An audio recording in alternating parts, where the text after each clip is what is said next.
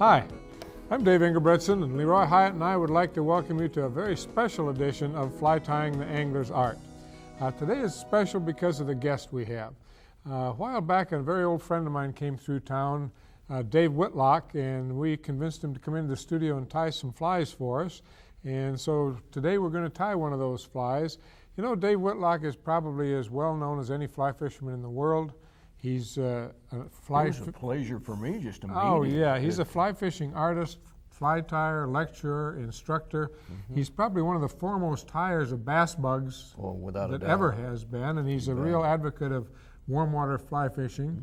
He's done a lot of writing on the subject and a real innovator in terms of fly patterns, and he's going to tie one of those innovative patterns for us today. And I've known Dave for probably 25 years, and it was just so much fun to be with him and for you to meet him, and he's just an all-around good guy. Yeah, he really is. And so let's start out by having Dave Whitlock tie his sheep minnow for us. We've known each other, Dave, for just 25 years or a little longer, and we just don't... Seems like a lot longer than that. Seems like it, but we just don't get to see enough of you, so we're really happy to have you here and to show us some bass flies that you do so well. And well, it's a good opportunity to have some fun and be with you, Dave. It sure is. And I guess Leroy, too. Well, Leroy's doing all right. He's coming along. All right. It kind of grows on you.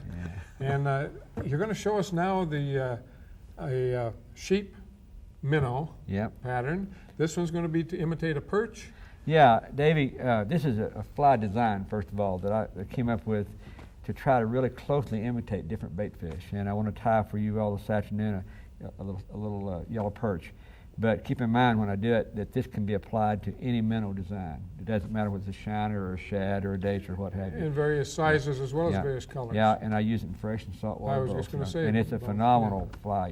What materials will we be using? Okay, first of all, that we're going to use a nickel-plated 4X long heavy wire hook.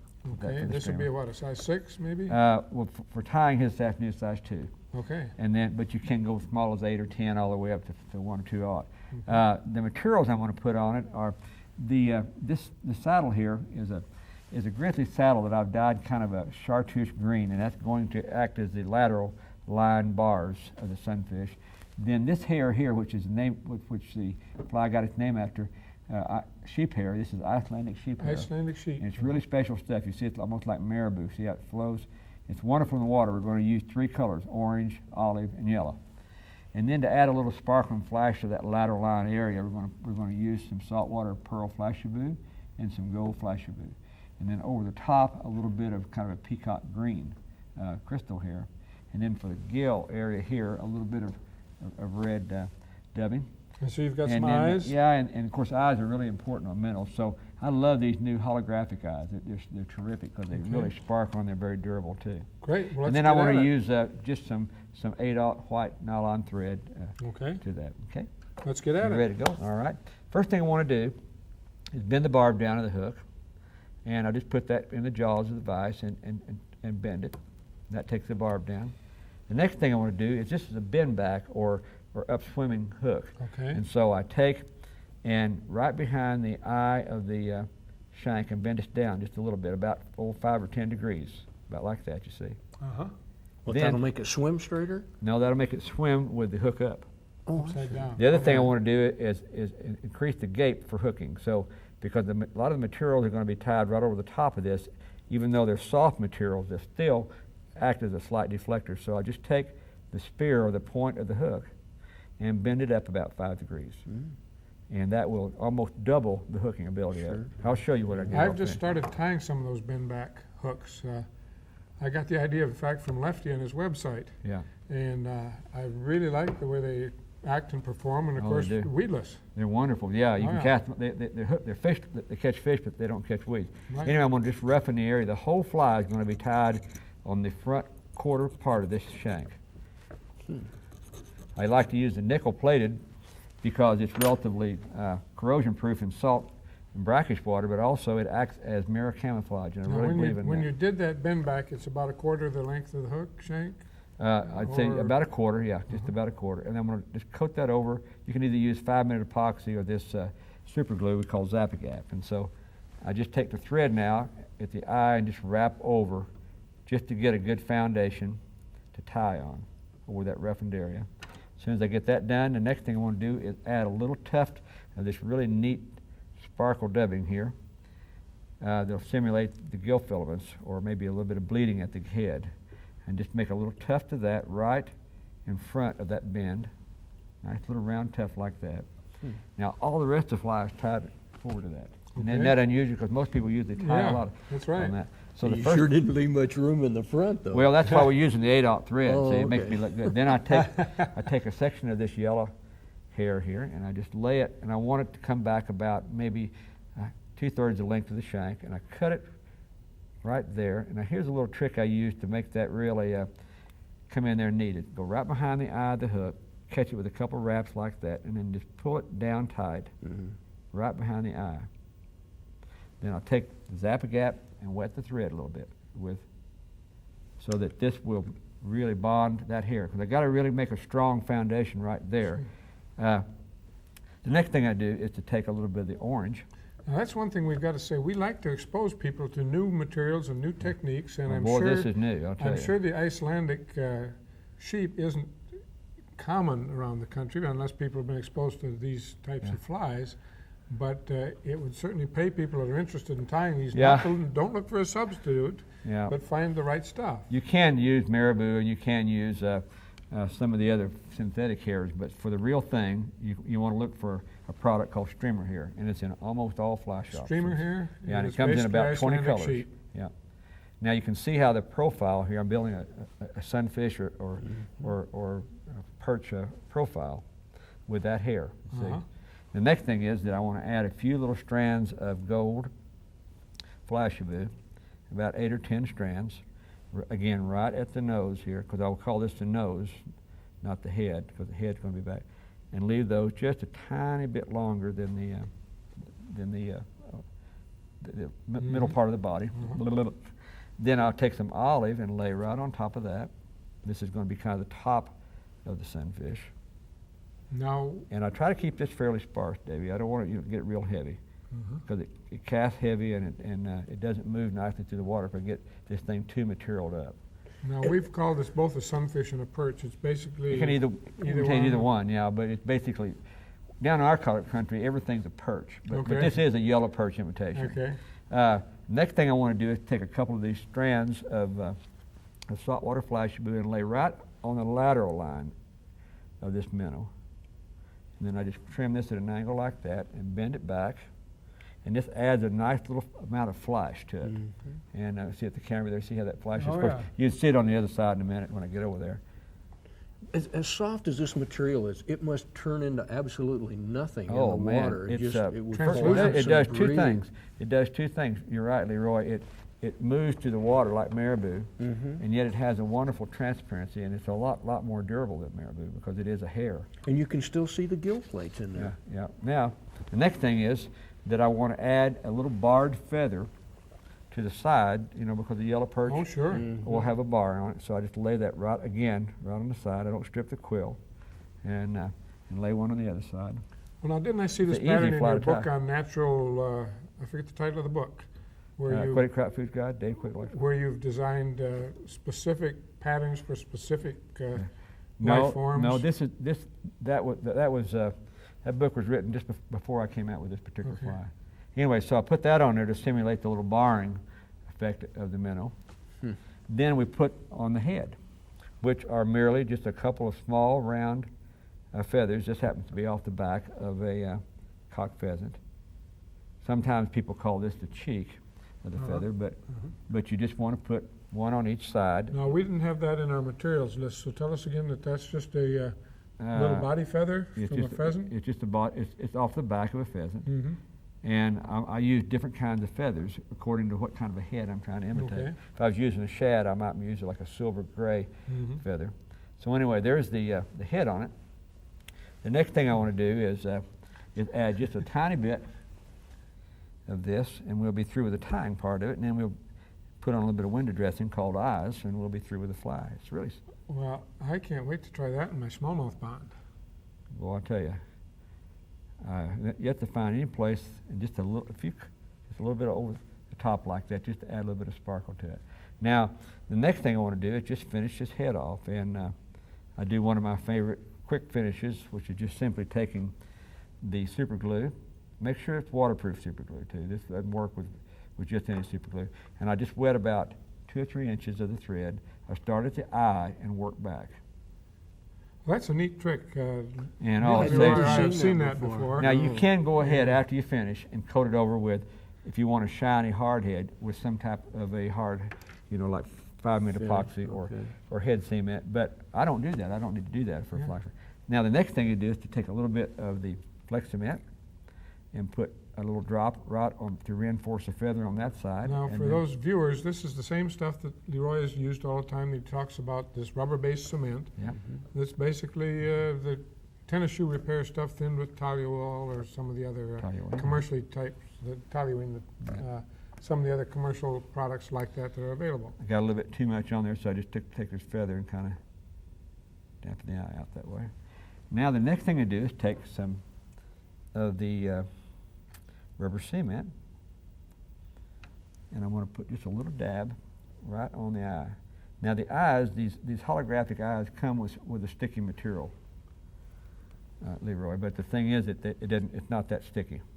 So by adding a little bit of this, Just making it more durable, then, makes is it a what. lot more durable. Yeah, that eye won't come off. Some people say, well, how long will that eye stay on there? I usually say, well, after the fly's gone, the hook's still there. I mean, the eye's still there. It's still there. Yeah. So, but boy, that dresses that little fly up. really Oh, nice. yes. Put that on there. Let me get to the other side, the audience's side. I think you'll understand what I'm talking about. Well, that Oh, really isn't does that, you can shine just out see what there. that thing's going to do when it's wet. It has an unbelievable action of water. It casts nice. It doesn't carry a lot of water Oh, with yeah, it. sure. And it's almost 100% snag proof. Now, here's what I wanted to show you. Take and run your finger just down the top of that real carefully. Just go ahead and run it on down there. See how that catches? Oh, yeah. Because that little point angled up Right that there, way. sure. Where a It's bend right back with there. bucktail or something over the top that hadn't been bent up, it acts almost like a snag guard. Yeah. But that won't. And how it acts as a snag guard is because the hook keels up. Mm-hmm. But anyway, that little yellow perch, I guarantee you, any self-respecting smallmouth or largemouth or walleye or anything else that eats yellow perch like pickerel or northern pike would eat that. Plus, there's a lot of places like out in Montana and some of those lakes where they have unwanted yellow perch, and the brown trout really feed big Or on you can tie it in trout-type colors Oh, yeah. and fish it as a trout imitation, too, because they're cannibalistic. A big Yep. brown will gobble up Yep. its own young. That's right. You can try it in I rednate it to imitate the threadfin shad to catch big stripers and trout with in Arkansas, but I found it works everywhere. Great fly. Good looking fly. Great fly. I like Thank that you, better guys. than marabou even. Oh, yeah. Yeah, It yeah. really is nice. Thank you. You're welcome. All right, the pattern for the Whitlock sheep minnow was the hook. We used a streamer hook. You can tie it any size from size 2 to 6, 4X long. He used a stainless steel hook. Yellow thread, used pink dubbing for the gills. The body and the head was orange, olive, and yellow Icelandic sheep hair or streamer hair. The lateral line was chartreuse dyed grizzly saddle hackle with a little silver flashaboo over that. The back was peacock green flashaboo. The cheeks were ringneck pheasant body feathers with the holographic eyes. All right, next we're going to tie for you a steelhead fly, a very simple but effective pattern. This is called the burlap pattern for good reason. Why don't you tell us why? Very good reason. The tail will use a dark deer hair. The hackle material will be a soft hackle. This is a grizzly hen hackle. You could also use just any grizzly soft hackle. And then the way the fly gets its name, this is just a string out of a burlap sack. The thread we'll use is a 6/0 tying thread. I'll put a size 4 in the vise. I've already pinched the barb on it. You can tie these a lot of different sizes. I've seen them tied all the way up to a 1/0, which is an extremely large for a steelhead fly, but sometimes when the water's real cold, you need that large fly to get down a little deeper. I've dressed out whole hook shank. I'll take a small clump of this dark deer hair, get that under fur out, So many times I've seen people try to stack deer hair with the underfur in it. Yeah. It won't do it, or not well. Well, the beauty of this fly, I think, is a lot of very effective flies. It's simple to tie. Very simple to flat tie. Now I'm going to keep this tail on the short side. Got one broken one there. I'll just lay it in, soft loop pinch, pull down. Once more, pull down. Keeps everything right on top. Now I'm going to go forward with this just to get all those bound down. What that's going to do is give me a smoother body to lay that burlap on. And then I'll go back harder to get it all bound in place. Then just a string out of an old burlap sack. That's all it is. This is nice stuff because it's, of course, very durable, but very. It's got a rough appearance to it, and you're going to get a shaggy body. And it shows a distinct rib to it, too. Yeah. It's just really a neat pattern. You can also take this, I've seen this especially in trout flies, when the fly's already tied. Take a razor blade and just lightly score each side. Those little I've done it with fibers a hacksaw blade. Oh, okay. Yeah. It just stands right up in the air. Oh, yeah. Just score it with a hacksaw blade. But you can see each wrap of that string as it goes on. Plus, when this gets wet, it will turn darker. You mentioned the trout fly. You know, there is a burlap nymph that's almost Yes, there exactly the is. same. It sure is. Tie it on a trout-size hook and call it a burlap nymph, and you've got another fly. The hardest part of this fly is getting the string out of the burlap. And tie it down. Then we'll take one of these soft hackles. And this is a little bit of a larger fly. I'll try to find one with a little bit wider fibers on it. You know, we've said it before, but I'm a real fan of those soft hackles. Oh, I love it. The capes love it. or the saddles, because they're inexpensive, and for wet flies, you can't beat the action. No, that fly just works like crazy. And we'll take a few wraps of this. And again, you don't want too many. No, absolutely not. And I stroke them back as I go through. What are you making, about 3 turns there? I made about 2.5, 2.5, yeah. Then I'll clip this off. And then as I wrap backward on that just to build a little head, I'm going to go back on top of that just slightly, which will help lay it down just a little. And you've left enough room there at the eye for a riffle hitch if you want to. Go ahead and put a whip finish on it. I just love a soft hackle fly. Oh, yeah. They just really work so well. Get a drop of cement on it. Now again, if I were going to fish this fly for myself, it's definitely not necessary, but I just like the way it looks. I would let this coating of head cement dry, and then I'd put one more on it. Sure. I like a nice glossy head on a steelhead fly, Just especially. make it look like a little marble, yeah. But you can see where it gets its name now, the burlap fly. It's that segmented body looks real well. Deer hair tail, burlap string for the body, and a soft grizzly hackle for the hackle.